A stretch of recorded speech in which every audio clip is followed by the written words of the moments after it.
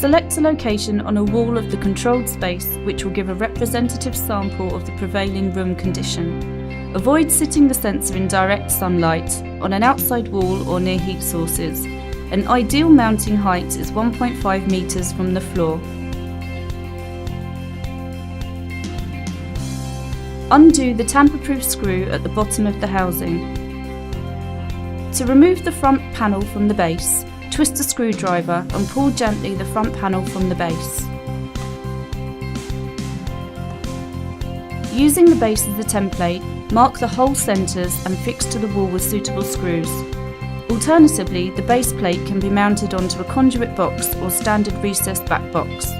The base plate is suitable for EU and North America fixings. Feed cable through the hole in the base plate of the housing and terminate the cores at the terminal block as required, leaving some slack inside the unit. Replace the housing to the base plate.